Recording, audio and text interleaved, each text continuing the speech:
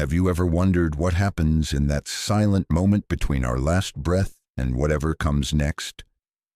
In the hush of death's arrival, many believe the soul awakens on an extraordinary journey, a journey the ancient Tibetan sages described in the Bardo Thodol, the Tibetan Book of the Dead. This is not a tale of horror, but a profound guide that portrays death not as an end, but as a transformation. Imagine stepping through a veil into a world unseen, a world where time and space bend, where our souls roam free beyond birth and death. In Western society, death is often treated as a final destination of fear and mystery, but the Tibetan masters had a different vision. Death is simply another passage, a transformation of consciousness. The Bardo Thodol literally means liberation through hearing. It was written to be read to those who were dying to help them navigate that journey.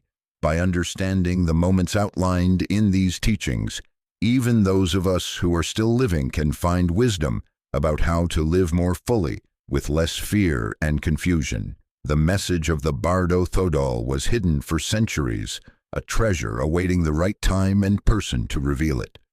Legends say it was discovered in the 14th century by a treasure revealer, and its words have since rippled through spiritual traditions. It tells us that the process we are about to describe has been witnessed and guided by compassion through time. At the heart of this story lies one figure, Padmasambhava, the master who revealed this sacred text and is said to accompany the soul across the final threshold. For centuries, Tibetan monks and lamas have chanted these verses in hushed tones at the bedsides of the dying, guiding souls with their sound. In some remote valleys, a lama's voice still quietly reminds the departing, "Do not fear the light. Remain aware as the visions come." These rituals are not superstitions, but heartfelt aid, the teachings made alive, showing that what we describe is not just myth, but a living path walked by many. These voices from the Himalayan monasteries are both mysterious and hopeful.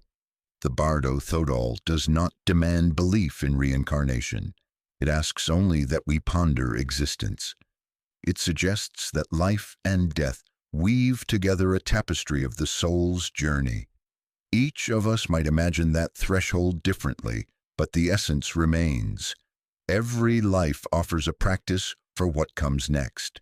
The final passages of the text are not commands, but gentle invitations to reflect on how we live, what we hold dear, and whether we are ready to greet the unknown when it arrives. Tibetan teachers say that when death comes, know how to die well. Perhaps the secret is living with presence now. By practicing awareness and compassion in this very moment, we may discover that even before the last breath, the clear light is already shining. Long ago, in the 8th century, an enlightened teacher named Padmasambhava journeyed to Tibet. Revered as Guru Rinpoche, the precious master, he brought teachings that would shape the spiritual destiny of the land.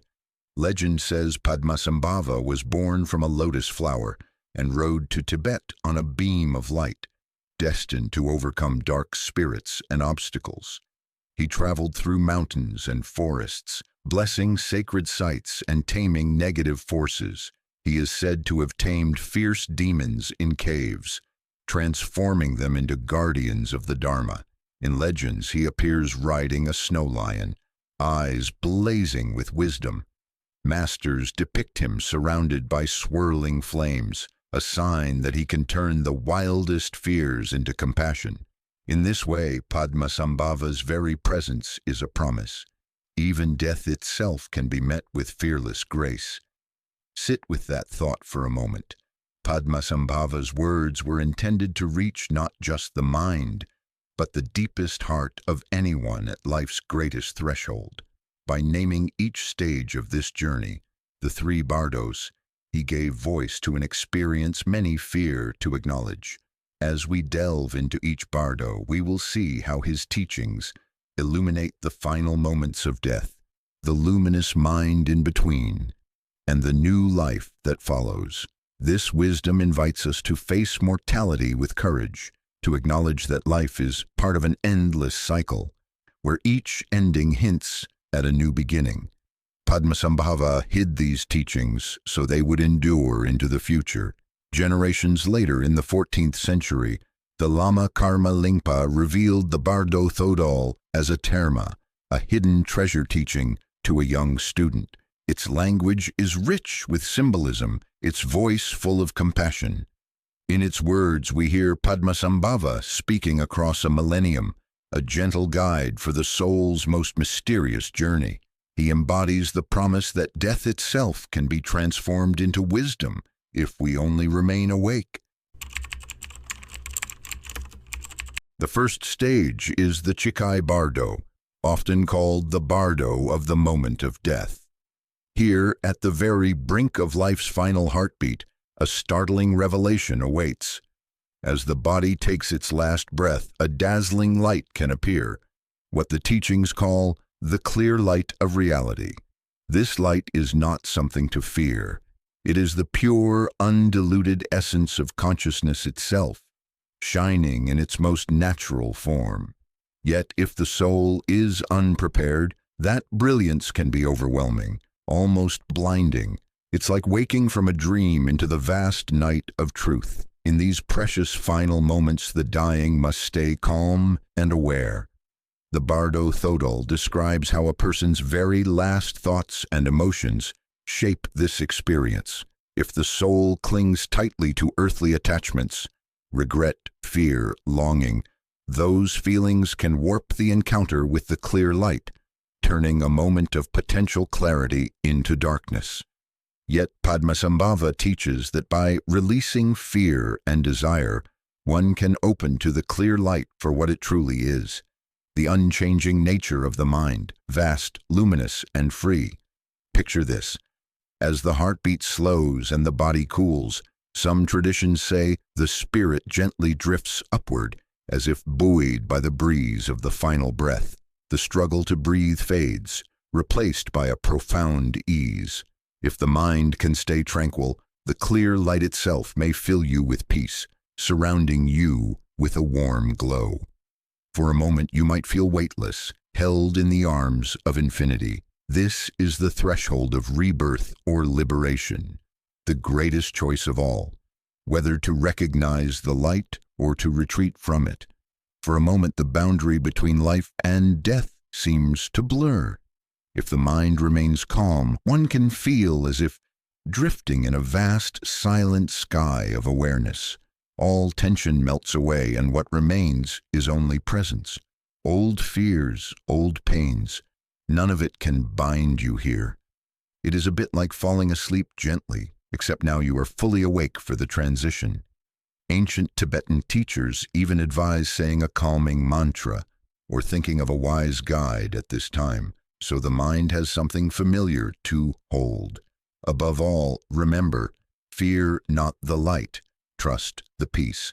Some meditative traditions even teach that this same clear light can be glimpsed in life, the moment of deep sleep or meditation when awareness shines undisturbed. In practice, cultivating mindfulness, compassion, and courage now can train the mind to recognize pure awareness at the end.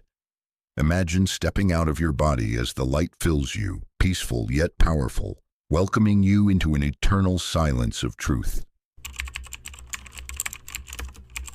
If the soul passes beyond the first light or fails to recognize its freedom, it enters the Chonyid Bardo, the Bardo of the luminous mind. In this realm, consciousness has fully separated from the body and floats in a vast inner sky of awareness. The experiences here are both wondrous and terrifying, because now the mind encounters vivid reflections of its own deepest nature.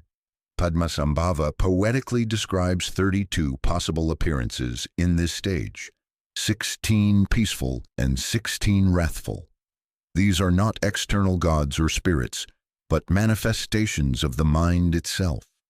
The peaceful visions can feel like a gentle sunrise, Buddhas, bodhisattvas, dakinis, and divine mothers, appearing in serene majesty, bathed in pure, radiant light. They invite the soul to recognize its own innate compassion and clarity. Some of these figures might even appear as loved ones or wise teachers from life, offering warmth and reassurance. Yet many souls turn away, unsettled by such holiness, clinging to confusion rather than accepting their own radiant nature. On the flip side, the wrathful visions roar into being like a storm, terrifying gods and demons with fierce eyes, twisted forms, and flames blazing around them. Thunder, drums, and blinding light fill the vision. But these too are aspects of awareness, mirrors reflecting our own aggression, jealousy, or fear in exaggerated form. They have the power to frighten the faint-hearted, but to those who understand, even the fiercest guardian can become a guide. It is sometimes said that this realm is like an inner cinema. All that appears is drawn from within you. If you can remember this, you need not be afraid. Imagine sitting in a theater watching a vivid film. The scenes can be wondrous or terrifying, but you remain in your seat. Padmasambhava would gently remind the soul, every Buddha or demon you see is a reflection of your own mind. A serene Buddha statue might mean you are seeing your own kindness. A roaring demon may be your own anger given form. The key is to observe without clinging. In the clarity of that insight, even the wildest vision turns to compassion. In this stillness, ultimate freedom can reveal itself. Here's the turning point. If the soul can remain clear-minded, not clinging to comfort, not fleeing in terror, it may see through these illusions. With deep understanding, one realizes all these visions, peaceful or horrific, are projections of the mind itself, playing out on an inner stage. This is a profound revelation. In that recognition lies peace. The soul stands at a still center, like a lotus in a pond, unshaken by the swirling waves. With perfect awareness, one could achieve liberation, dissolving into emptiness and light. The third phase is the Sidpa Bardo, the bardo of becoming. Imagine the soul now like a wanderer drifting on a great river.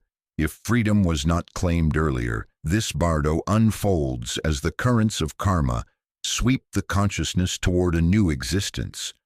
The soul experiences vivid visions of a coming life, often likened to a grand hall of mirrors reflecting desires, regrets, ambitions, and attachments from all past lives. These reflections seduce and steer the consciousness. In one moment, you might see yourself surrounded by family and friends, in a familiar home, hear your name being called by your mother, or feel the pull of a newborn child. In the next, anger or jealousy might surge up, recalling old rivalries or lost loves.